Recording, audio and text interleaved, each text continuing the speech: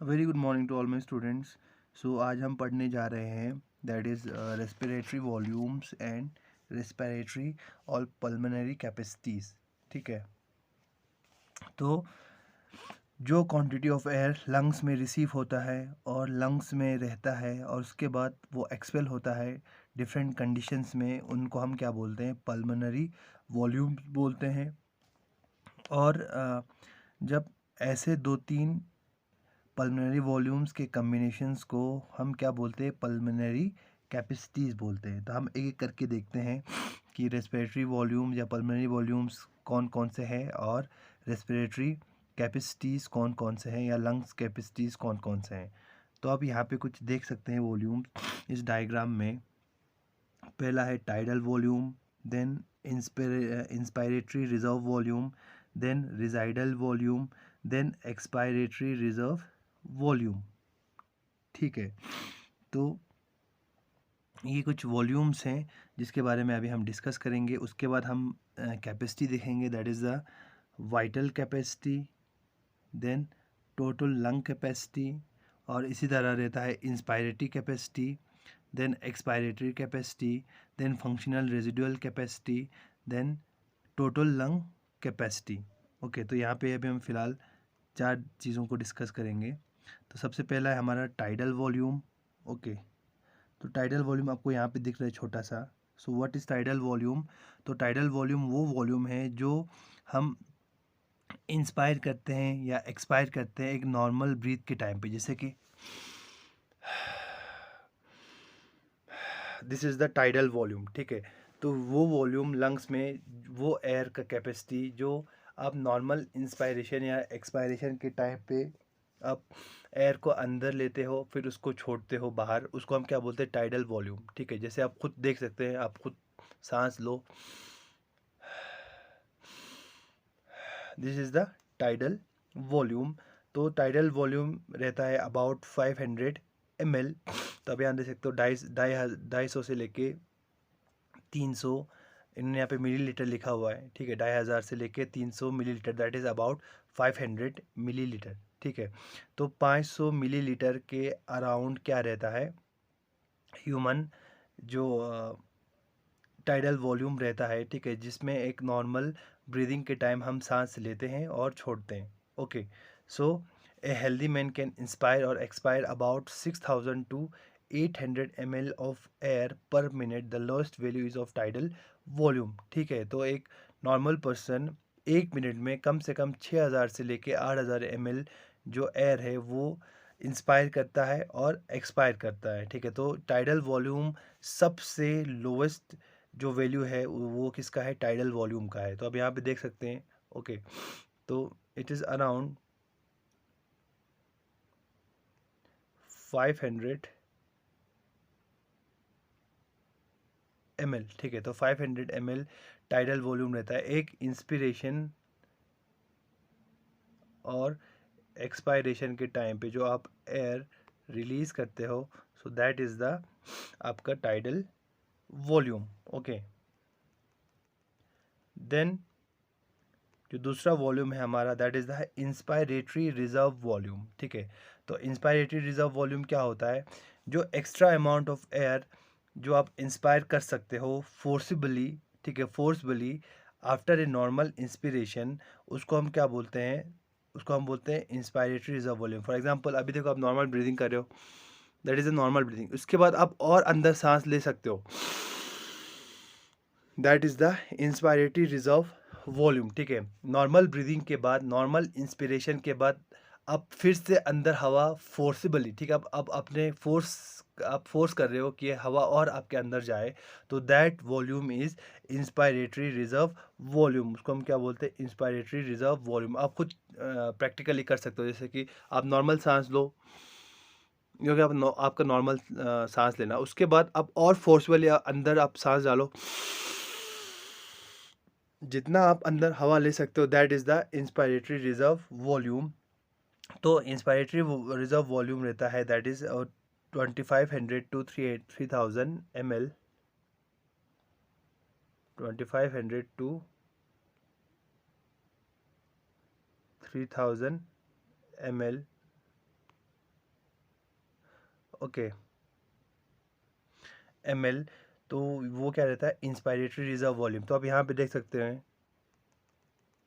So this is the inspiratory reserve volume.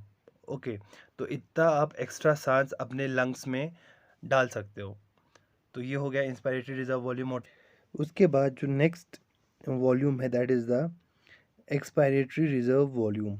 तो expiratory reserve volume क्या है, तो ये वो एक्स्ट्रा अमाउंट ऑफ एयर है जो हम एक्सपायर कर सकते हैं forcibly after a normal expiration. जैसे कि आप खुद प्रैक्टिकली कर सकते हो, अपने सांस छोड़ा, उसके बाद आप फोर्सिबली आप और सांस बाहर एक्सपायर करो, that is the expiratory reserve volume. ठीक है, जितना आप सांस नॉर्मल ब्रीदिंग में छोड़ते हो उसके बाद और अगर आप सांस एक्स्ट्रा बाहर रिलीज करते हो फोर्सिबली, आप फोर्स करके, तो उस एयर को, उस वॉल्यूम को हम क्या बोलते हैं, एक्सपायरेटरी रिजर्व वॉल्यूम बोलते हैं, जो रहता है कम से कम 1000 to 100 1100 ml। ओके, तो ये क्या रहता है, that is the expiratory reserve volume. तो आपको यहाँ पे जो दिख रहा है येलो में जो arrow, that is the expiratory reserve volume. उसके बाद जो नेक्स्ट वॉल्यूम है that is the residual volume. ठीक है, रेजिडुअल वॉल्यूम क्या होता है, रेजिडुअल वॉल्यूम वो वॉल्यूम होता है जो एयर आप फोर्सिबली एक्सपेल करते हो, ठीक है, फोर्सिबली एक्सपायर करने के बाद भी जो आपके लंग्स में स्टिल एयर प्रेजेंट रहता है, उस एयर को हम क्या बोलते हैं, उस वॉल्यूम को हम क्या बोलते हैं, रेजिडियल वॉल्यूम बोलते हैं। फॉर एग्जांपल, नॉर्मल आपने पूरा जितना भी आपके लंग्स में एयर है उसको बाहर फोर्सबली रिलीज कर दिया, फिर उसके बाद भी आप देखो, आप और फोर्सबली बाहर एयर नहीं रिलीज कर सकते हो, बस हो गया, उतने इतना ही मैं कर सकता हूँ।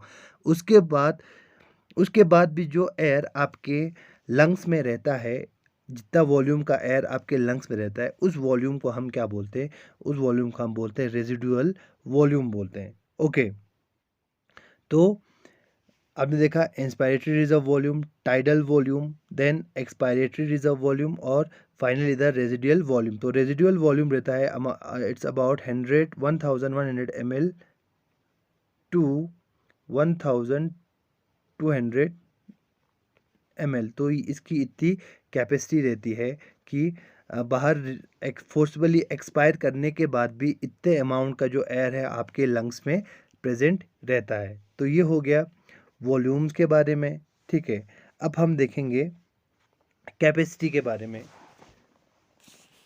तो कैपेसिटी में जो पहला कैपेसिटी है that is the inspiratory capacity. तो यहाँ पे आप देख सकते हो that is the inspiratory capacity.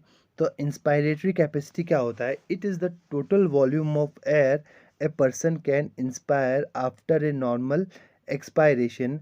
It includes tidal volume and inspiratory reserve volume. तो ये जो इंस्पायरेटरी कैपेसिटी है वो ये कैपेसिटी है कि एक जो नॉर्मल पर्सन उतना जो वॉल्यूम ऑफ एयर को वो इंस्पायर कर सकता है एक नॉर्मल एक्सपायरेशन के बाद। ठीक है, जितना वो एयर इंस्पायर कर सकता है एक नॉर्मल एक्सपायरेशन के बाद, तो उसको हम क्या बोलते हैं, इंस्पायरेटरी कैपेसिटी। फॉर एग्जांपल, अभी देखो मैंने मतलब एयर उसको एक्सपायर किया, उसके बाद मैं अब नॉर्मल इंस्पायरेशन करूँगा, जितना मैं इंस्पायर कर सकता हूँ मैं उतना इंस्पायर करूँगा,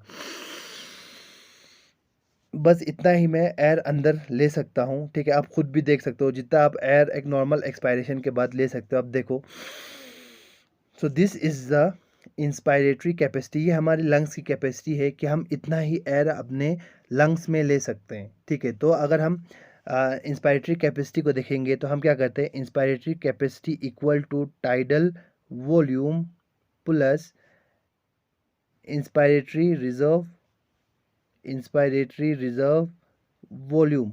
ओके, तो ये हो गया, that is the inspiratory capacity. Okay, inspiratory capacity. Okay, तो इंस्पायरेटरी कैपेसिटी क्या होता है, एक नॉर्मल एक्सपायरेशन के बाद जब आप सांस छोड़ते हो उसके बाद जो आप जितना भी आप सांस ले सकते हो आपके लंग्स के अंदर, वो जो कैपेसिटी है लंग्स की, तो उसको हम क्या बोलते हैं, इंस्पायरेटरी कैपेसिटी बोलते हैं। अगर आप उसको कैलकुलेट करना चाहते हो तो वो कैलकुलेशन कितना होगा, that is the tidal volume. तो टाइडल वॉल्यूम हमें पता है, टाइडल वॉल्यूम कितना रहता है, टाइडल वॉल्यूम रहता है अबाउट 500, ठीक है, प्लस जो इंस्पायरेटरी रिजर्व वॉल्यूम वो कितना रहता है, दैट इज़ 2500 टू 300। तो इक्वल टू कितना आता है, या 300 आएगा, 3000 आएगा ml, या अगर यहाँ पे 3000 होगा तो यहाँ पे आएगा दैट इज़ 3500 ml। ओके, तो this is the inspiratory capacity, ठीक है, जिसको हम क्या बोलते हैं, लंग्स कैपेसिटी भी हम बोलेंगे।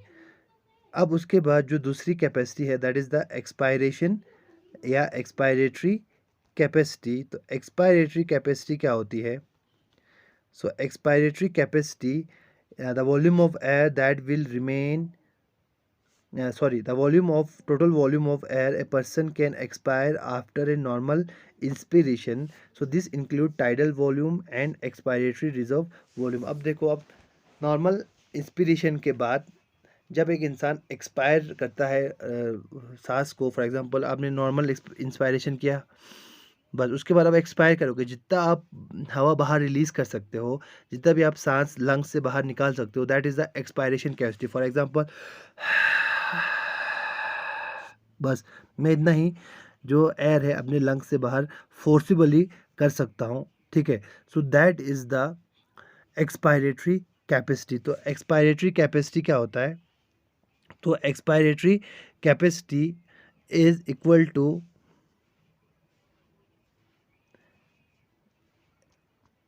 Expiratory capacity equal to tidal volume plus expiratory reserve volume, ERV, यहाँ पे देख सकते हैं, ठीक है, ERV प्लस टाइडल वॉल्यूम। तो यहाँ से लेके कहाँ से, ये पार्ट से लेके ये पार्ट तक क्या है, that is the expiratory capacity. Okay, so this is the expiratory capacity. कौन सा पार्ट, दैट इज़ द, ये जो टाइडल वॉल्यूम है यहाँ से लेके ये जो एक्सपायरेटरी वॉल्यूम है, क्योंकि हमने क्या कहा, हमने कहा कि expiratory capacity is equal to tidal volume plus expiratory reserve volume. तो यहाँ से लेके ये जो पार्ट है यहाँ तक क्या आएगा, that is the expiratory capacity आएगा। अब उसके बाद जो नेक्स्ट है that is the functional residual capacity. अब यहाँ पे देख सकते हैं functional residual capacity. So this is the functional residual capacity. तो फंक्शनल रेजिडुअल कैपेसिटी क्या है, so the volume of air that will remain in the lungs after a normal expiration is called functional functional residual capacity. अब उसके बाद normal expiration. अब देखो normal expiration करो, that is a normal expiration. जितना आप नॉर्मली सांस छोड़ते हो उतना आप सांस छोड़ो, ठीक है, लंग्स में से। उसके बाद जो एयर आपके लंग्स में रहती है, ठीक है, सो वो जो वॉल्यूम है एयर का, उस कैपेसिटी को हम क्या बोलते हैं, that is the functional residual capacity, जिसमें आपको क्या आता है, functional residual capacity equal to, हम ऐसा बोलेंगे, expiratory reserve volume plus residual volume, ठीक है। रेजिडुअल वॉल्यूम हमेशा आपके लंग्स में रहता है, जितना आप फोर्सबली आप सांस को बाहर छोड़ोगे तब भी वो आपके लंग्स में रहता है। तो expiratory reserve volume plus residual volume equal to that is the functional residual capacity, ठीक है।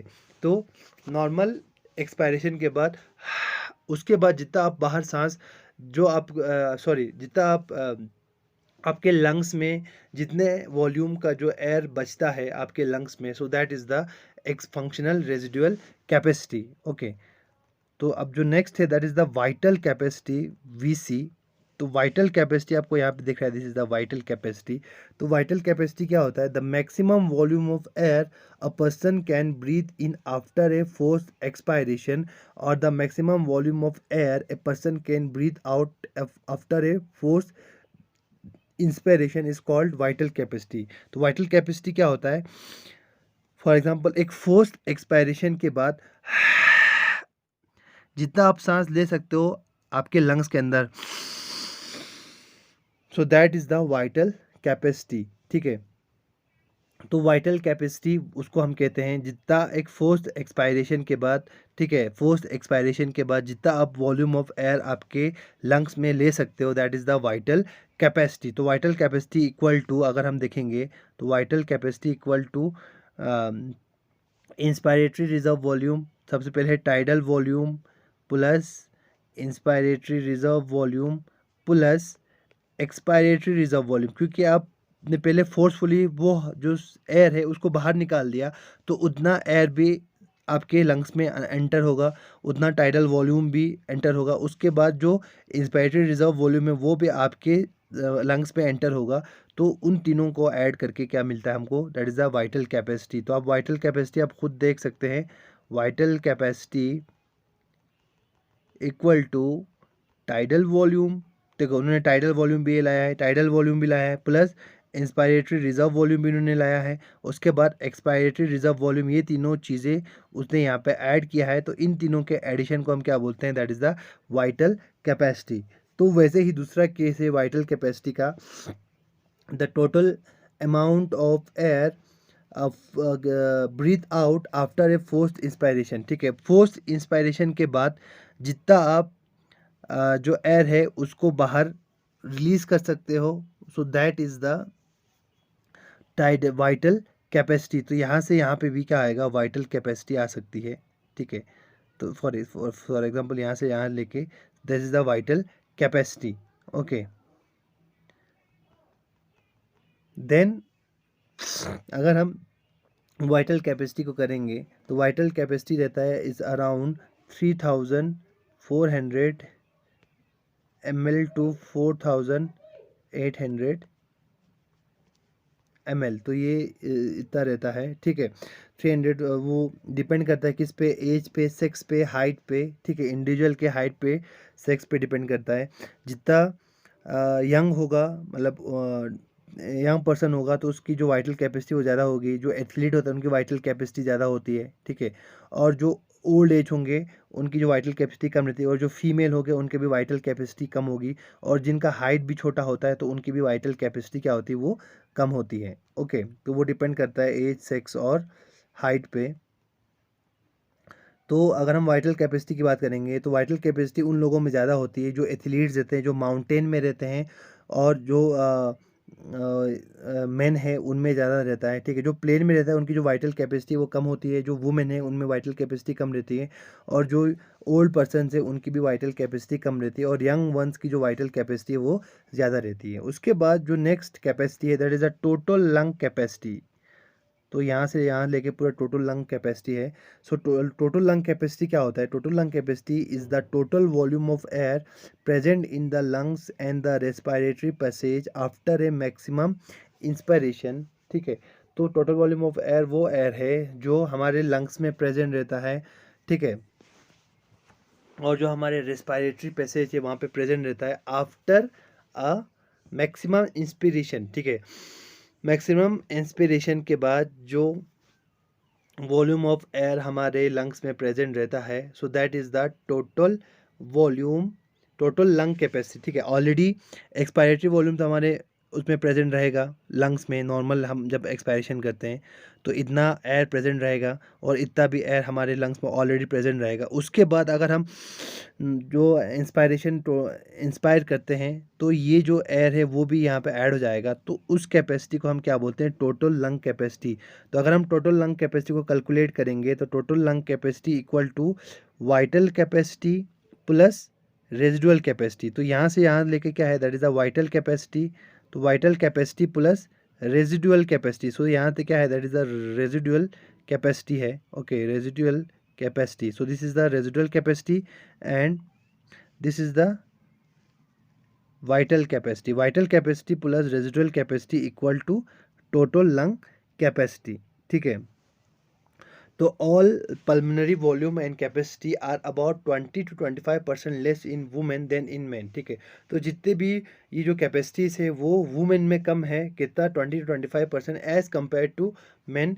और जो टॉल पर्सन है उनमें भी ये ज़्यादा रहता है as compare to the small person, और उन पर्सन में जो एथलीट्स है उनमें भी ये ज़्यादा रहता है as compare to the non athletic person. ठीक है, और जो छोटे पर्सन रहते हैं उनमें भी ये चीज़ें जो कैपेसिटीज़ है वो 20 to 25% क्या रहता है, कम रहता है। So this is all about the capacity, that is tidal volume. पहले हमने वॉल्यूम पढ़ा था, tidal volume, then inspiratory reserve volume, then expiratory reserve volume, then residual volume. इसके बाद हमने कैपेसिटी पढ़ा, inspiratory capacity, then expiratory capacity, residual capacity, functional residual capacity, then vital capacity, then उसके बाद हमने जो लास्ट पढ़ा था is the total lung capacity.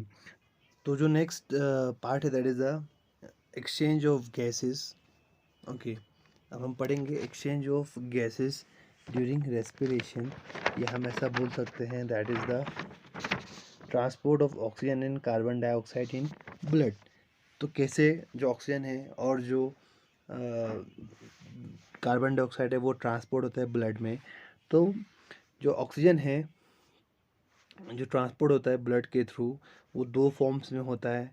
तो उससे पहले हम देखेंगे एक्सटर्नल रेस्पिरेशन। तो एक्सटर्नल रेस्पिरेशन क्या है? पहला स्टेप है रेस्पिरेशन का, जो फर्स्ट स्टेप है रेस्पिरेशन का, तो ये मेनली कहाँ पे होता है? लंग्स में होता है।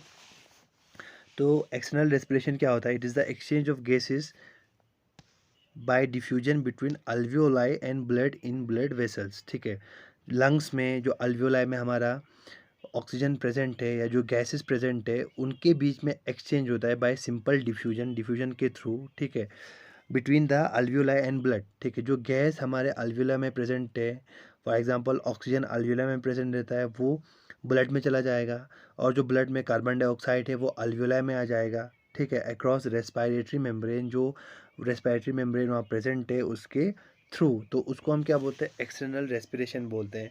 तो आपको पता है रेस्पिरेशन में क्या होता है? पहले इंस्पिरेशन होता है, एक्सटर्नल रेस्पिरेशन में इंस्पायरेशन होता है।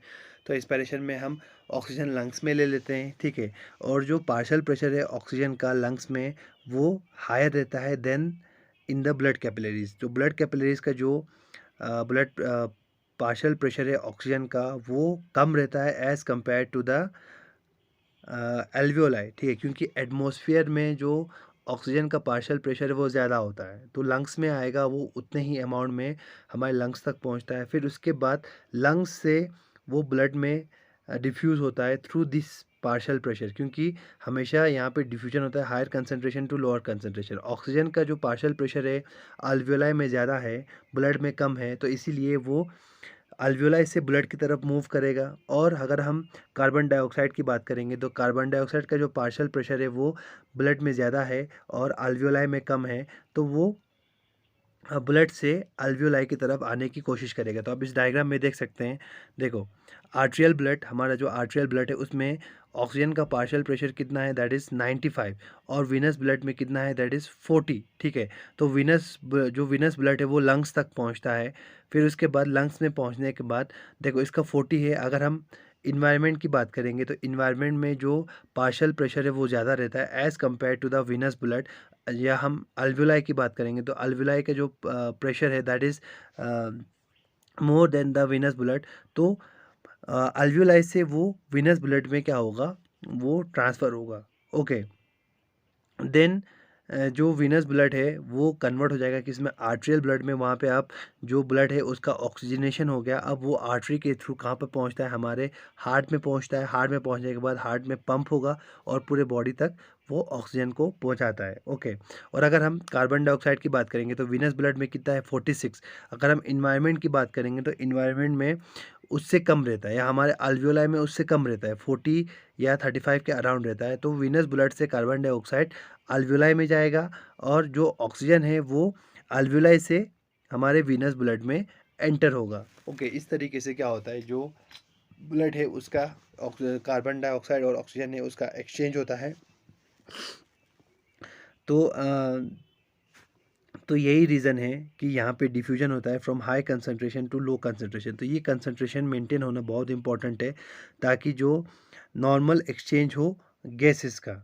ओके, तो हम पहले हम ऑक्सीजन की बात करेंगे। तो ऑक्सीजन का जो ट्रांसपोर्टेशन है अल्वियोलाई से लेके टिश्यूज़ तक, ठीक है, वाया ब्लड, वो दो फॉर्म में होता है। एक है सिंपल फिजिकल सॉल्यूशन फॉर्म में और दूसरा है हीमोग्लोबिन के साथ। ठीक है, तो अगर हम सिंपल फिजिकल सॉल्यूशन की बात करेंगे तो जो पार्शियल प्रेशर है या कंटेंट ऑफ ऑक्सीजन है वो आर्टेरियल ब्लड और वीनस ब्लड में इस डायग्राम में दिया हुआ है। ठीक है, देखो आर्टेरियल ब्लड में 95 mmHg है, ये पार्शियल प्रेशर है ऑक्सीजन का। और अगर हम वीनस ब्लड की बात करेंगे तो इट इज़ अबाउट 40 mmHg। वैसे ही कार्बन डाइऑक्साइड का भी देख सकते हैं, यहाँ पे 40 mmHg है आर्टेरियल ब्लड में और वीनस ब्लड में 46 है। ओके, तो पहले हम देखेंगे सिंपल सॉल्यूशन में ऑक्सीजन कैसे हमारे टिश्यूज़ तक पहुंचता है। तो जो ऑक्सीजन है वो डायरेक्टली डिसॉल्व हो जाता है वाटर के साथ जो प्लाज्मा में प्रेजेंट रहता है, and that oxygen is transported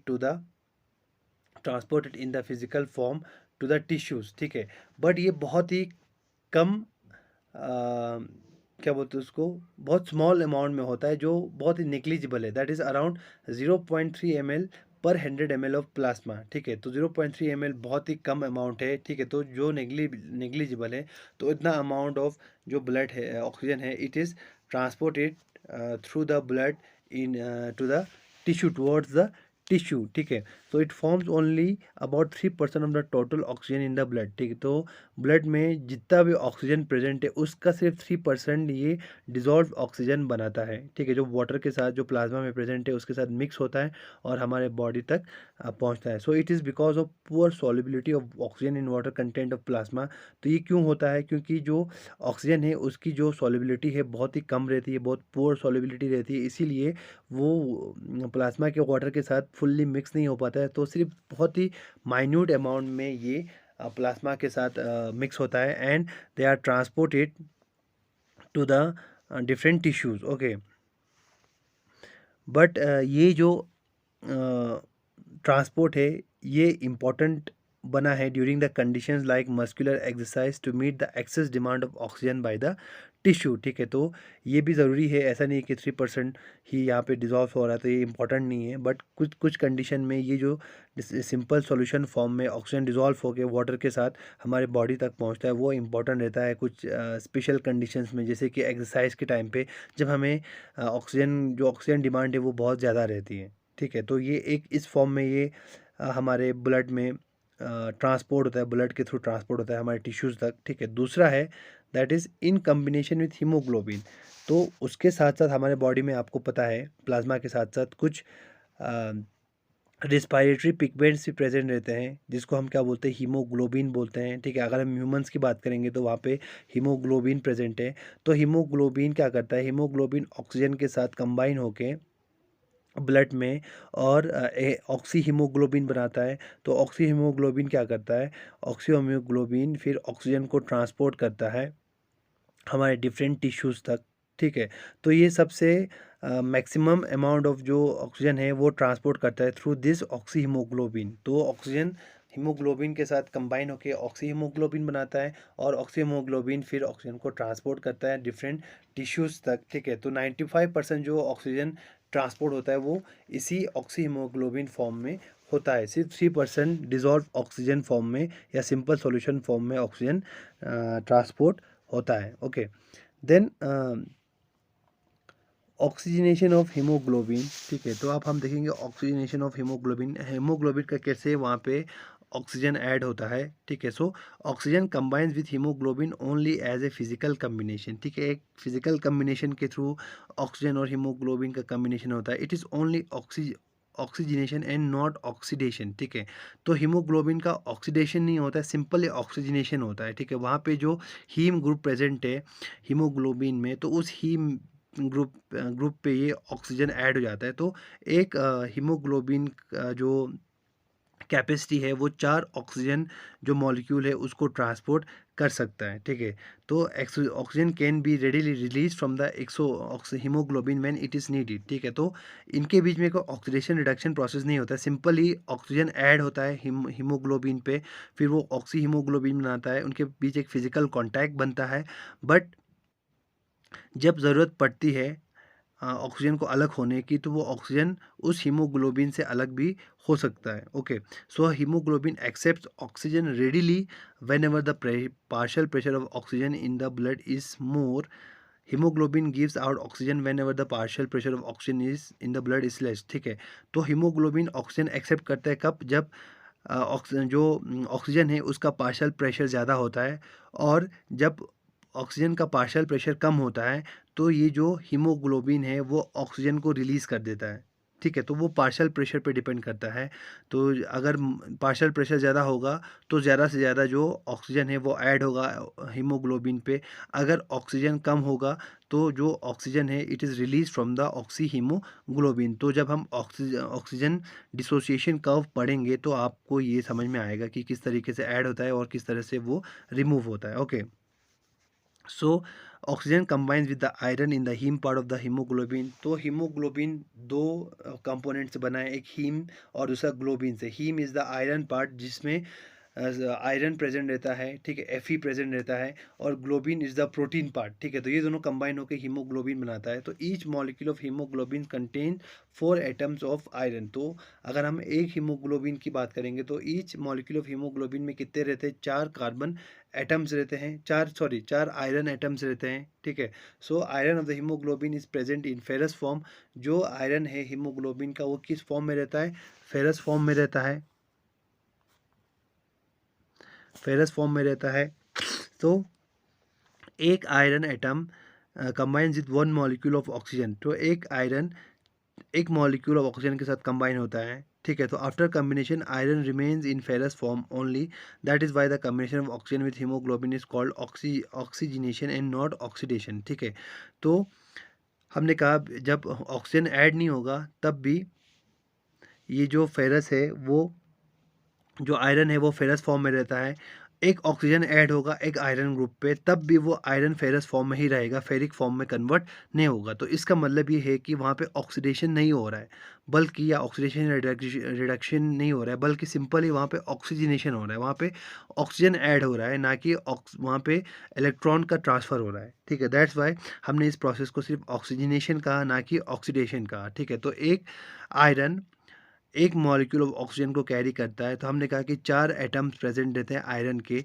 तो 4 जो आयरन के एटम्स है वो 4 ऑक्सीजन को कैरी कर सकता है। तो आप ये भी आपको क्वेश्चन में आ सकता है कि एक हीमोग्लोबिन कितना आयरन वो कर सकता है, कैरी कर सकता है, तो कितना ऑक्सीजन कैरी कर सकते हो। तो आप बता सकते हैं कि एक हीमोग्लोबिन 4 ऑक्सीजन को कैरी कर सकता है। Okay, then oxygen carrying capacity of haemoglobin. तो हीमोग्लोबिन की जो ऑक्सीजन कैरिंग कैपेसिटी वो कितनी है, तो oxygen carrying capacity of haemoglobin is the amount of oxygen transported by 1 gram of haemoglobin, ठीक है। तो 1 ग्राम ऑफ हीमोग्लोबिन कितना अमाउंट ऑफ ऑक्सीजन को कैरी कर सकता है, तो उसको हम क्या बोलेंगे, ऑक्सीजन कैरिंग कैपेसिटी बोलेंगे। तो वो रहता है इट्स अराउंड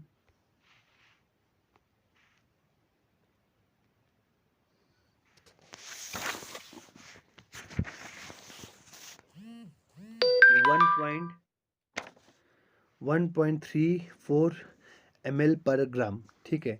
तो 1.34 ml पर ग्राम जो ऑक्सीजन है it can be carried by the blood या हीमोग्लोबिन। तो 1 gram of haemoglobin 1.34 ml of oxygen carry कर सकता है। So oxygen carrying capacity of blood, अब देखो oxygen carrying capacity of blood क्या रहता है, तो oxygen carrying capacity of blood refers to the amount of oxygen transported by blood. Normal haemoglobin content in blood is 15 gram percentage, ठीक है। तो oxygen carrying capacity of blood किसको हम बोलेंगे, तो कितना अमाउंट ऑफ ऑक्सीजन ट्रांसपोर्ट होता है बाय ब्लड, जो नॉर्मल हीमोग्लोबिन कंटेंट है ब्लड में, दैट इज 15 ग्राम परसेंटेज। कितना रहता है, 15 ग्राम परसेंटेज। उसके हिसाब से जो ऑक्सीजन है आर्टेरियल ब्लड में रहता है 19 ml परसेंटेज और विनस ब्लड में रहता है 14 ml परसेंटेज। तो since oxygen carrying capacity of haemoglobin is 1.34 ml पर ग्राम, blood with 15 gram percentage of hemoglobin should carry 20.1 ml percentage of oxygen, that is 20.1 ml of oxygen in 100 ml of blood, ठीक है। तो हमारे blood में haemoglobin content कितना रहता है, that is 15 gram percentage, ठीक है। तो उसके हिसाब से हमारे ब्लड में टोटल कितना अमाउंट ऑफ ऑक्सीजन वो रहेगा, दैट इज़ ऑक्सीजन रहेगा, तो उसको आप कैलकुलेट कर सकते हो। क्योंकि हमारे ऑक्सीजन कैरिंग कैपेसिटी जो पर ग्राम हीमोग्लोबिन है उसका रहता है 1.3 ml। तो आप यहाँ पर देख सकते हैं 1.3 ml पर ग्राम, ठीक है। तो ये हो गया पर ग्राम की बात करेंगे। अगर हम 15 ग्राम परसेंटेज की बात करेंगे तो उसको आप कैलकुलेट करो 1.34 इंटू 15, तो वो बनता है 20.1 ml परसेंटेज ऑफ ऑक्सीजन, या हम सिंपली बोलेंगे 20.1 ml of oxygen in 100 ml of blood. तो 20.1 ml ऑफ ऑक्सीजन ट्रांसपोर्ट होता है, कैरी होता है कितने में, 100 ml ऑफ ब्लड में। ओके, तो उसके हिसाब से आप कैलकुलेट कर सकते हैं। अगर आपके बॉडी में 1 लीटर ब्लड होगा तो 1 लीटर ब्लड के हिसाब से आप उसको कैलकुलेट करो, ठीक है। 200.1 ml ऑफ ऑक्सीजन कैरी करता है 1 लीटर। तो अगर 15 लीटर होगा तो 50 आपकी बॉडी में रहता है, कम से कम 5 लीटर के अराउंड ब्लड रहता है, तो 5 लीटर के अराउंड होगा तो 200 इंटू 5 कर सकते हो आप। 1000 litre of oxygen is carried bye 5 litre of blood, ठीक है। तो ये आपका कैलकुलेशन हो गया। तो अब देखो, but blood with 15 gram percentage of hemoglobin carries only 19 ml percentage of oxygen, that is 19 ml of oxygen is carried by 100 ml of blood. Oxygen carrying capacity of blood is only 19 ml percentage, because the hemoglobin is not fully saturated with oxygen, it is saturated only for about 95 percentage। But जो हमारे 15 ग्राम जो haemoglobin है वो सिर्फ 19 ml percent of oxygen लेता है। 20 के जगह पे 19 ml ही रहता है। वो क्यों? क्योंकि जो हमारी ब्लड की जो ऑक्सीजन या हीमोग्लोबिन की जो ऑक्सीजन कैरिंग कैपेसिटी है वो फुल्ली सेचुरेटेड नहीं होता है, ठीक है। तो 95% ही जो हमारा हीमोग्लोबिन वो ऑक्सीजन के साथ सेचुरेट हो जाता है। दैट्स वाई वहाँ पे हमें 20 मिलने के जगह पे सिर्फ 19 ml ही हमें देखने को मिलता है, क्योंकि 100% जो ब्लड है या 100% जो हीमोग्लोबिन है वो सेचुरेटेड नहीं रहता है या ऑक्सीजन के साथ बाइंड नहीं रहता है। सिर्फ 95% ही उसकी बाइंडिंग कैपेसिटी रहती है, या हम बोलेंगे वो बाइंड रहता है किसके साथ, या सेचुरेट रहता है ऑक्सीजन के साथ। That's why we can only find 19 ml percentage of oxygen, या 19 ml of oxygen is carried by 100 ml of blood, ठीक है। क्योंकि जो हीमोग्लोबिन की कैरिंग कैपेसिटी है वो दैट इज़ 95%, 95% से ऊपर नहीं जाता है। दैट्स वाई सिर्फ हमको इतना ही ml देखने को मिलता है इंस्टेड ऑफ 20.1 ml। अब हम देखेंगे saturation of haemoglobin with oxygen, ठीक है। तो जो हीमोग्लोबिन है उसका जो सेचुरेशन है ऑक्सीजन के साथ वो कैसा है। So saturation is the state और condition when haemoglobin is unable to hold और कैरी एनी मोर ऑक्सीजन। तो सेचुरेशन वो फेस है जब जो हीमोग्लोबिन है वो ऑक्सीजन को और होल्ड करके नहीं रख सकता है, और ऑक्सीजन के साथ वो बाइंड नहीं हो पाता है। तो उस फेज़ को हम क्या बोलते हैं, that is a saturation phase. तो 95% पे ये जो हमारा हीमोग्लोबिन वो सेचुरेट हो जाता है, ठीक है। देन 95% के बाद ना तो वो ऑक्सीजन को ले पाता है और ऑक्सीजन को वो रिलीज़ करना स्टार्ट कर देता है, ठीक है। So saturation of haemoglobin with oxygen depends upon partial pressure of oxygen and it is explained by oxygen hemoglobin dissociation curve। तो ये जो सेचुरेशन है हीमोग्लोबिन का वो किस पे डिपेंड करता है, ऑक्सीजन के पार्शियल प्रेशर पे, ठीक है। तो इतने एक पर्टिकुलर पार्शियल प्रेशर पे ये जो हीमोग्लोबिन है वो फुल्ली सेचुरेट हो जाता है, ठीक है। फुल्ली सेचुरेट होने के बाद वो फिर से अगर जितना भी ऑक्सीजन का पार्शियल प्रेशर बढ़ता जाए तब भी वो 95% से ज़्यादा नहीं जाएगा, या और ऑक्सीजन को बाइंड नहीं कर पाएगा, ठीक है। तो हम वो देखेंगे इस ऑक्सीजन हीमोग्लोबिन डिसोसिएशन कर्व से, जिसको हम ऑक्सीजन डिसोसिएशन कर्व भी बोलते हैं। So oxygen haemoglobin dissociation curve क्या होता है, is the curve that demonstrate the relationship between partial pressure of oxygen and the percentage saturation of haemoglobin with oxygen. It explains haemoglobin affinity for oxygen. तो oxygen haemoglobin dissociation curve क्या होता है, ये वो curve है जो demonstrate करता है रिलेशनशिप किसके बीच में, पार्शियल प्रेशर ऑफ ऑक्सीजन और परसेंटेज सेचुरेशन ऑफ हीमोग्लोबिन। तो कितने प्रेशर पे जो हीमोग्लोबिन है वो सेचुरेटेड है, तो वो हमें इस ऑक्सीजन डिसोसिएशन कर्व से पता चलता है। और साथ साथ में ये हीमोग्लोबिन की एफिनिटी भी बताती है कि ऑक्सीजन के लिए कितनी उसकी एफिनिटी है हीमोग्लोबिन की, ठीक है। तो अगर हम नॉर्मली बात करेंगे तो नॉर्मली ब्लड में हीमोग्लोबिन सेचुरेट होता है जब ऑक्सीजन का जो एक पार्शियल प्रेशर प्रेजेंट रहता है, तो उस टाइम पे हीमोग्लोबिन 95% सेचुरेट हो जाता है। तो हम ऐसा बोलेंगे haemoglobin is saturated with oxygen only up to 95%। तो 95% जो हीमोग्लोबिन है वो सेचुरेट हो जाएगा ऑक्सीजन की वजह से। 95% के ऊपर कभी नहीं जाता है सेचुरेशन, ठीक है। तो हीमोग्लोबिन अगर आपके बॉडी में 100 ml हीमोग्लोबिन प्रेजेंट है या 100 ग्राम हीमोग्लोबिन प्रेजेंट है, तो सिर्फ 95 ग्राम जो हीमोग्लोबिन है वो ऑक्सीजन के साथ कंबाइन होगा। बाकी जो 5% है वो हीमोग्लोबिन ऑक्सीजन के साथ बाइंड नहीं होगा। तो वो इसकी कैपेसिटी है, ठीक है। चाहे ऑक्सीजन का जो पार्शियल प्रेशर है वो इंक्रीज होता जाए, तब भी वो 95% से ज़्यादा नहीं जाएगा। Okay, so that is a saturation. तो saturation of haemoglobin with oxygen depends upon the partial pressure of oxygen. When the partial pressure of oxygen is more, hemoglobin accept oxygen, and when the partial pressure of oxygen is less, hemoglobin release oxygen। तो ये जो saturation है वो किस पे depend करता है? Oxygen के कंटेंट पे, ठीक है। तो जितना ऑक्सीजन का पार्शियल प्रेशर ज़्यादा होगा, उतना हीमोग्लोबिन ऑक्सीजन को एक्सेप्ट करता है, ऑक्सीजन हीमोग्लोबिन पे बाइंड होता है। और जितना ऑक्सीजन का जो कंसर्न पार्शियल प्रेशर है वो कम होगा, उतना जो हीमोग्लोबिन है वो ऑक्सीजन को रिलीज करता है। ओके। तो अगर हम normal oxygen haemoglobin dissociation curve देखेंगे, तो नॉर्मल कंडीशन में जो हीमोग्लोबिन डिसोसिएशन कर्व है वो क्या रहता है? It is S shaped. तो this is the haemoglobin dissociation curve, ठीक है। तो नॉर्मल कंडीशन में जो ये डिसोसिएशन कर्व है वो क्या रहता है? एस शेप रहता है। आप देखो बीच में जो दिख रहा है आपको, that is the S shape. तो नॉर्मल कंडीशन में जो ऑक्सीजन हीमोग्लोबिन डिसोसिएशन कर्व है वो एस शेप रहता है, जिसको हम सिग्मोइड शेप भी कहते हैं। तो जो लोअर पार्ट है ऑफ द कर्व जो ये आपको नीचे दिख रहा है, it indicates the dissociation of oxygen from haemoglobin. Upper part of the curve indicates the uptake of oxygen by hemoglobin depending upon the partial pressure of the oxygen। जो नीचे आपको दिख रहा है that is a shift to right जो लिखा हुआ है, और जो शिफ्ट टू लेफ्ट लिखा है, ठीक है। तो अगर हम शिफ्ट टू राइट देखेंगे तो इसका मतलब ये है कि जो ऑक्सीजन है वो हीमोग्लोबिन से रिलीज हो रहा है, ठीक है। और जो अगर हम अब जो अपर देखेंगे that is the shift to left जो लिखा हुआ है, अगर उसका मतलब ये है कि जो ऑक्सीजन है वो हीमोग्लोबिन पे क्या हो रहा है? ऐड हो रहा है, या हीमोग्लोबिन पे जो ऑक्सीजन है वो बाइंड हो रहा है, या हीमोग्लोबिन ऑक्सीजन को अपटेक कर रहा है, ठीक है। नीचे शिफ्ट होना मीन्स डिसोसिएशन हो रहा है ऑक्सीजन और हीमोग्लोबिन का। ऊपर शिफ्ट होना इसका मतलब ये है कि जो ऑक्सीजन है वो हीमोग्लोबिन पे ऐड हो रहा है। तो अगर आपको एग्ज़ाम में आया कि शिफ्ट टू राइट अगर हमारा डिसोसिएशन कब हुआ तो उसका मतलब क्या है, तो आप बताना कि ऑक्सीजन रिलीज हो रहा है। अगर शिफ्ट टू लेफ्ट हो रहा है तो उसका मतलब क्या है, तो आप बता देना कि शिफ्ट टू लेफ्ट का मतलब ये है कि जो ऑक्सीजन है वो हीमोग्लोबिन के साथ बाइंड हो रहा है, या हीमोग्लोबिन ऑक्सीजन को अपटेक कर रहा है, ठीक है। तो यहाँ पे आपको P50 दिख रहा है इस डायग्राम में P50। तो P50 is the partial pressure of oxygen eight which haemoglobin saturation with oxygen is 50%। तो ये P50 वो प्रेशर है, ठीक है, जिस पे वो पार्शियल प्रेशर है ऑक्सीजन का, जिस पे 50% जो हीमोग्लोबिन है वो सेचुरेट हो जाता है, ठीक है।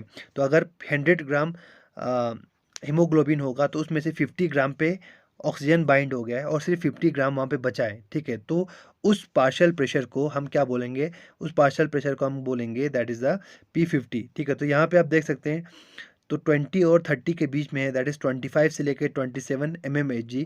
तो 25 से 27 mmHg जो पार्शियल प्रेशर होगा ऑक्सीजन का, तो उसने पार्शियल प्रेशर पे जो half of the haemoglobin is saturated, तो half of the haemoglobin is occupied by oxygen. तो जो हाफ ऑफ हीमोग्लोबिन हमारे ब्लड में प्रेजेंट है उस पे ऑक्सीजन बाइंड हो गया है इस पार्शियल प्रेशर पे। कितने पार्शियल प्रेशर पे? दैट इज 25 to 7 mmHg, ठीक है। सो तो 25 to 27 mmHg पे जो हीमोग्लोबिन है वो 50% सेचुरेटेड हो गया है। तो that means the blood contains 50% of oxygen. तो अगर हम 40 mmHg की बात करेंगे तो आप यहाँ पे देख सकते हैं 40 mmHg। तो 40 mmHg पे जो पार्शियल प्रेशर है ऑक्सीजन का, उस पे 75% क्या हो जाता है? 75% जो हीमोग्लोबिन है वो सेचुरेट हो जाता है, ठीक है। और 100 के अराउंड 100 mmHg के अराउंड जो पार्शियल प्रेशर है वो 95% बन जाता है, ठीक है। सॉरी, जो सेचुरेशन है परसेंटेज वो 95% बन जाता है। तो 100 mmHg पे 95% जो हीमोग्लोबिन है that is occupied by the oxygen. अब उससे ज़्यादा चाहे 100, 120 जाए, 130 जाए, 140 जाए, अब ऑक्सीजन इस हीमोग्लोबिन पे ऐड नहीं होगा। 95% उसकी फुल कैपेसिटी है हीमोग्लोबिन की, वो ऑक्सीजन के साथ बाइंड हो सकता है। बाकी जो 5% है वो बच जाता है, उस पे हीमोग्लोबिन ऐड नहीं, ऑक्सीजन ऐड नहीं होता है। तो this is the dissociation, oxygen dissociation curve. तो अब कुछ फैक्टर्स हैं जिस पे जो इस डिसोसिएशन कर्व्स पे जो इफेक्ट करता है, ठीक है। तो oxygen haemoglobin dissociation curves is shifted to left और राइट बाय वेरियस फैक्टर। तो यहाँ पे हमने लेफ्ट और राइट लिखा है, तो वो वेरियस फैक्टर पे डिपेंड करता है। तो डिफरेंट फैक्टर्स इसको या तो लेफ्ट की तरफ शिफ्ट करेगा या तो राइट की तरफ शिफ्ट करेगा। तो shift to left indicate acceptance of oxygen by haemoglobin. तो अगर वो लेफ्ट की तरफ शिफ्ट होगा, ऊपर की तरफ शिफ्ट होगा, तो उसका मतलब ये है कि जो हीमोग्लोबिन है वो ऑक्सीजन को एक्सेप्ट कर रहा है या ऑक्सीजन के साथ एसोसिएशन दिखा रहा है, ठीक है, ऑक्सीजन के साथ बाइंड हो रहा है। अगर नीचे की तरफ शिफ्ट हो रहा है या राइट की तरफ शिफ्ट हो रहा है, तो उसका मतलब ये है कि जो ऑक्सीजन है वो हीमोग्लोबिन से डिसोसिएट हो रहा है, ठीक है, या हीमोग्लोबिन से ऑक्सीजन रिलीज हो रहा है। तो ये चीज़ें आप याद रखना। लेफ्ट लेफ्ट की तरफ मूव करना मतलब ऑक्सीजन ऐड होना, राइट की तरफ मूव होना या डाउनवर्ड की तरफ मूव होना मतलब ऑक्सीजन वहाँ से रिलीज हो रहा है। ओके, तो अब हम पहले देखेंगे वो फैक्टर्स जो उसको राइट की तरफ शिफ्ट करता है, नीचे की तरफ शिफ्ट करता है, ठीक है। तो पहला कंडीशन है decrease in partial pressure of oxygen, जब ऑक्सीजन का पार्शियल प्रेशर कम होगा, ठीक है। तो अब देखो, जब ऑक्सीजन का पार्शियल प्रेशर कम होगा तो उस टाइम पे जो कर्व है वो नीचे की तरफ मूव करेगा, ठीक है। कहाँ? नीचे की तरफ मूव करेगा। जब देखो प्रेशर, जो पार्शियल प्रेशर है वो 100 से 80, 60, 40, 20 इसकी तरफ चला जाएगा, तो जो पार्शियल प्रेशर है या जो जो ये कर्व है वो नीचे की तरफ, या जिसको हम क्या बोलेंगे, right, shift to right move होगा, ठीक है। तो मैं आपको इसमें दिखाता हूँ। इसमें फॉर एग्जांपल, अब जो हमारा this is the partial pressure, अगर पार्शियल प्रेशर कम हो रहा है, डिक्रीज हो रहा है, ठीक है, डिक्रीज हो रहा है, तो ये जो कर्व है वो नीचे की तरफ मूव होगा, ठीक है, इस तरीके से नीचे की तरफ, जिसको हम क्या बोलेंगे, शिफ्ट टू राइट बोलेंगे। तो राइट की तरफ वो धीरे धीरे क्या होगा, शिफ्ट होगा, ठीक है। Means oxygen is release, oxygen, haemoglobin से ऑक्सीजन रिलीज हो रहा है। ओके, तो ये एक रीज़न है, पहला रीज़न है decrease in the partial pressure, ठीक है, decrease in the partial pressure, decrease in the partial pressure of oxygen, ठीक है। ऑक्सीजन के पार्शियल प्रेशर पे डिक्रीज होगा तो जो ये कर्व है वो राइट की तरफ शिफ्ट होगा। तो ये पहला फैक्टर है जो इस पर इफेक्ट करता है। अब उसके बाद जो दूसरा फैक्टर है that is the increase in partial pressure of carbon dioxide, ठीक है, increase in the partial pressure of carbon dioxide. जब कार्बन डाइऑक्साइड का जो पार्शियल प्रेशर है, CO2 का जो पार्शियल प्रेशर है वो इंक्रीज होगा, तो क्या होगा, ये जो कर्व है वो फिर से राइट की तरफ शिफ्ट करेगा। तो ये चीज़ें आप अच्छे से ध्यान देना, ठीक है, क्योंकि आपको ये क्वेश्चन में आ सकता है कि कौन कौन से फैक्टर्स है। अगर कार्बन डाइऑक्साइड का पार्शियल प्रेशर इंक्रीज हुआ तो आपका डिसोसिएशन कर्व राइट की तरफ मूव करेगा या लेफ्ट की तरफ शिफ्ट करेगा। तो आप बताना, अगर कार्बन डाइऑक्साइड का जो पार्शियल प्रेशर इंक्रीज हुआ तो हमारा जो कर्व है वो राइट की तरफ शिफ्ट होगा, दैट इज़ डाउनवर्ड, या ऑक्सीजन वहाँ से रिलीज होगा। तो ये आप वहाँ पे बता सकते हो। अब जो तीसरा रीज़न है that is the increase in hydrogen ion concentration and decrease in pH, ठीक है। जब हाइड्रोजन आयन का जो कंसंट्रेशन है वो इंक्रीज होगा, तब जो ये डिसोसिएशन कर्व से वो राइट की तरफ शिफ्ट करेगा, या हम ऐसा बोल सकते हैं जो पीएच है, जो पीएच डिक्रीज होगा, पीएच डिक्रीज होना मीन्स एसिडिक होना, ठीक है। जब वो एसिडिक की तरफ मूव होगा, एसिडिक की तरफ मूव होगा, या pH 7 से नीचे, दैट इज 6, 5, 4, 3, 2, 1, ठीक है, that is the acidic pH, ठीक है। तो इसकी तरफ मूव होगा, या जो pH है वो डिक्रीज होता जाएगा, एसिडिक होता जाएगा, तब भी जो ये कर्व है वो राइट की तरफ शिफ्ट करेगा। तो ये जो तीसरा वैल्यू है या तीसरा रीज़न है जिससे जो आपका डिसोसिएशन कर्व से वो राइट की तरफ शिफ्ट करता है। ठीक है, उसके बाद चौथा है that is a body temperature. ठीक है, अगर बॉडी टेम्परेचर इंक्रीज हुआ, body temperature body temperature increase हुआ बॉडी टेम्परेचर इंक्रीज हुआ तो ये जो डिसोसिएशन कर्व से वो फिर से राइट की तरफ शिफ्ट करेगा। ठीक है, ये हो गया चौथा रीज़न। अब जो फिफ्थ रीज़न है जिससे जो ये डिसोसिएशन कर्व है वो राइट की तरफ शिफ्ट करता है, that is the excess of 2,3 diphosphoglycerate, जिसको हम क्या बोलते हैं, डीपीजी।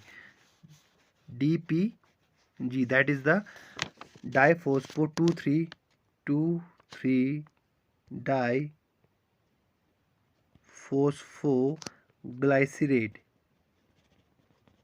ठीक है, तो डीपीजी इज द 2,3 डाइफॉस्फोग्लाइसरेट। जब 2,3 डाइफॉस्फोग्लाइसरेट आरबीसी में एक्सेस हो जाता है तो उस टाइम पे ये जो डिसोसिएशन कर्व है वो राइट की तरफ शिफ्ट करता है। तो इस 2,3 डाइफॉस्फोग्लाइसरेट को बाइफॉस्फोग्लाइसरेट भी कहा जाता है। सो ये एक प्रोडक्ट है किसका, mainly Embden Meyerhof pathway of carbohydrate metabolism, that is the glycolysis.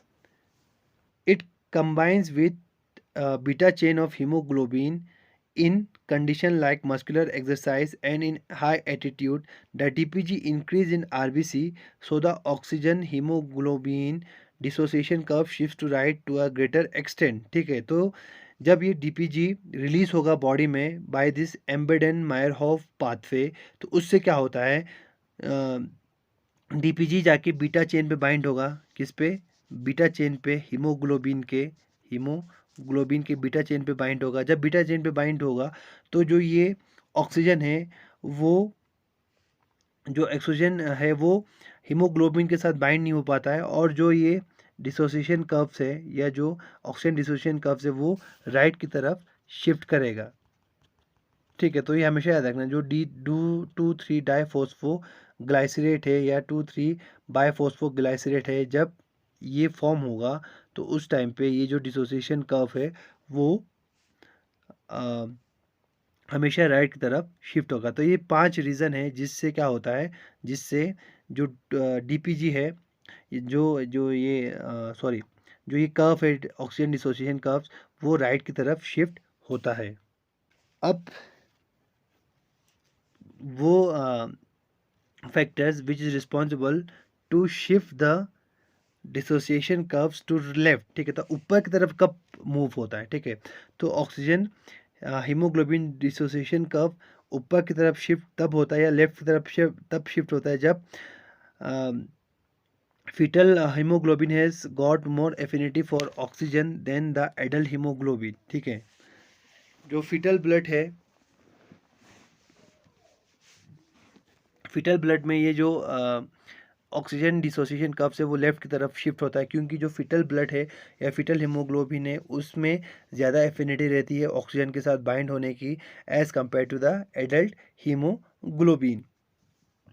जब हाइड्रोजन आयन का जो कंसंट्रेशन है वो डिक्रीज़ हो जाएगा, ठीक है, जो हाइड्रोजन आयन का जो कंसंट्रेशन है वो डिक्रीज़ हो जाएगा और जो पीएच है वो इंक्रीज़ हो जाएगा, तो उस टाइम पे ये जो डिसोसिएशन कर्व है वो लेफ्ट की तरफ शिफ्ट करेगा। ठीक है, जब पीएच इंक्रीज़ होगा, पीएच इंक्रीज़ होना मतलब अल्कलाइनिटी की तरफ वो जाएगा, अल्कलाइन की तरफ वो जाएगा, तो उस टाइम पे जो ये डिसोसिएशन कर्व है वो ऊपर की तरफ शिफ्ट होगा। या जब हाइड्रोजन आयन का कंसंट्रेशन डिक्रीज़ होगा तो उस टाइम पे ये जो कर्व है डिसोसिएशन कर्व्स वो लेफ्ट की तरफ शिफ्ट होगा। ओके, तो बोहर इफेक्ट है। तो बोहर इफेक्ट क्या होता है, बोहर इफेक्ट वो इफेक्ट है जिससे Bohr effect is the effect by which presence of carbon dioxide decrease the affinity of haemoglobin for oxygen. जब कार्बन डाइऑक्साइड वहाँ पे प्रेजेंट होगा, जो हीमोग्लोबिन की एफिनिटी है ऑक्सीजन के लिए वो डिक्रीज हो जाती है। ठीक है, तो ये जो इफेक्ट है बोहर इफेक्ट वो दिया था किसने, क्रिश्चियन बोर ने 1904 में 4 में in the tissue due to continuous metabolic activities the partial pressure of carbon dioxide is very high and the partial pressure of the oxygen is low। ठीक है, तो टिश्यू में कंटिन्यूस जो मेटाबॉलिक एक्टिविटीज़ की वजह से क्या होता है, जो पार्शियल प्रेशर है किसका, कार्बन डाइऑक्साइड का, वो क्या रहता है, वो ज़्यादा रहता है as compare to the partial pressure of the oxygen. तो ऑक्सीजन का जो पार्शियल प्रेशर है वो टिश्यूज़ में क्या रहता है, कम रहता है as compare to the partial pressure of carbon dioxide. ठीक है, तो टिश्यूज़ में क्या होता है, टिश्यूज़ में हीमोग्लोबिन क्या करता है, ऑक्सीजन को रिलीज़ करना स्टार्ट कर देता है और कार्बन डाइऑक्साइड के साथ बाइंड होना स्टार्ट कर देता है। ठीक है, सो दिस इज़ द तो एक्सटर्नल रेस्पिरेशन, जिसमें हमने देखा कि किस तरीके से ऑक्सीजन बाइंड होता है ऑक्सीजन बाइंड होता है या ट्रांसपोर्ट होता है ब्लड के थ्रू, किस फॉर्म में, दैट इज़ हीमोग्लोबिन के साथ बाइंड होकर वो ट्रांसपोर्ट होता है डायरेक्टली पार्शियल सॉल्यूशन के फॉर्म में, वो हमारे टिश्यूज़ तक पहुंचता है। ठीक है, अब हम देखेंगे इंटरनल रेस्पिरेशन में किस तरीके से जो ऑक्सीजन है वो डिफ्यूज़ होता है या एक्सचेंज होता है टिश्यूज़ और ब्लड के बीच में। तो ये जो प्रोसेस है इंटरनल रेस्पिरेशन का, वो मेनली ब्लड और टिश्यूज़ के बीच में या ब्लड और सेल्स के बीच में होता है, तो इसीलिए इसको टिश्यू रेस्पिरेशन भी कहा जाता है। तो ये भी 2 स्टेप्स में होता है, एक है डिसोसिएशन ऑफ ऑक्सी हीमोग्लोबिन। तो इसमें क्या होता है, पहले डिसोसिएशन होगा ऑक्सी हीमोग्लोबिन का as the oxy haemoglobin reaches the tissue. जब ऑक्सी हीमोग्लोबिन ब्लड के थ्रू हमारे टिश्यूज तक पहुंचता है, it quickly dissociate into free oxygen and haemoglobin. तो जैसे ही टिश्यू के पास पहुंचता है तो जो हमारा ऑक्सी हीमोग्लोबिन है वो डिसोसिएट हो जाता है किसमें, ऑक्सीजन और हीमोग्लोबिन में। तो जो ऑक्सीजन है वो हमारे टिश्यूज़ में एंटर होगा और जो हीमोग्लोबिन है वो वापस आरबीसी में चला जाएगा ताकि वो फिर से ऑक्सीजन को पिकअप कर सके। ठीक है, तो यहाँ पे आप देख सकते हैं Hb4O8। ठीक है, तो Hb4O8 give rise to Hb4+4O2। ठीक है, तो जो हीमोग्लोबिन है वो 4 ऑक्सीजन को कैरी करता है। ठीक है, तो यहाँ पे आप देख सकते हैं, तो एक हीमोग्लोबिन 4 ऑक्सीजन को कैरी कर रहा है, O8 मतलब वही हो गया। ठीक है, Hb4O8 जब रिलीज होता है so it will give rise to 4O2, that is 4 oxygen molecule. तो टिश्यू के पास पहुंचते ही जो हीमोग्लोबिन और ऑक्सीजन है वो अलग हो जाते हैं and oxygen is released and oxygen is taken up by the tissues. ठीक है, देन ऑक्सीडेशन ऑफ फूड या टिश्यू रेस्पिरेशन। तो उसके बाद जब डिसोसिएशन हो गया ऑक्सी हीमोग्लोबिन का, अब फूड का ऑक्सीडेशन होता है। The oxygen oxidise the glucose in presence of respiratory enzyme and release energy water and carbon dioxide. तो अब जो ऑक्सीजन है वो क्या करता है, ग्लूकोज को ऑक्सीडाइज करता है। ये ऑक्सीजन मेनली कहाँ पे जाता है, इन द ऑक्सीडेटिव फॉस्फोराइलेशन। ठीक है, वहाँ पे जाके जो ग्लूकोज से जो भी एटीपी या जो भी NADH FADH फॉर्म हुआ है, उन NADH FADH को ऑक्सीडाइज करके last oxygen is the last electron acceptor, oxygen electron accept करके वाटर बनाता है। ठीक है, तो हम ऐसा बोल सकते हैं जो ऑक्सीजन है it oxidise the glucose in presence of respiratory enzymes and release is energy water and carbon dioxide. तो एनर्जी रिलीज करता है, वाटर भी रिलीज करता है और कार्बन डाइऑक्साइड भी वो रिलीज करता है। So energy is stored in the form of ATP in mitochondria to perform the metabolic activities whereas carbon dioxide is expelled from the tissue। जो ATP है वो उसको यूज़ किया जाता है किसके लिए, मेनली जो एनर्जी के लिए। ठीक है, और जो कार्बन डाइऑक्साइड है उसको रिलीज किया जाता है या एक्सपेल किया जाता है टिश्यूज से। ठीक है, सो C6H12O6 gives us 6 carbon dioxide plus 6 H2O plus energy in the form of ATP। So due to this pressure gradient, carbon dioxide enters the blood and oxygen is released from the blood to the tissue. तो इस pressure gradient की वजह से जो carbon dioxide है वो blood में enter होता है और oxygen is release from the blood to the tissue. और जो ऑक्सीजन है वो ब्लड से रिलीज होगा टिश्यूज में और जो कार्बन डाइऑक्साइड है वो ब्लड में एंटर होगा। तो presence of carbon dioxide decrease the affinity of haemoglobin for oxygen. जो टिश्यूज़ में क्या होता है, टिश्यूज़ में कार्बन डाइऑक्साइड का जो कंसनट्रेशन है वो ज़्यादा हो जाता है। ठीक है, टिश्यूज़ के पास जब वो ब्लड पहुंचता है तो कार्बन डाइऑक्साइड उस ब्लड में एंटर हो जाएगा। जब ब्लड में एंटर होगा कार्बन डाइऑक्साइड तो ब्लड में एंटर होते ही क्या होगा, जो पार्शियल प्रेशर है ब्लड का, वो जो कार्बन डाइऑक्साइड का पार्शियल प्रेशर है वो इंक्रीज़ हो जाएगा ब्लड में, ठीक है।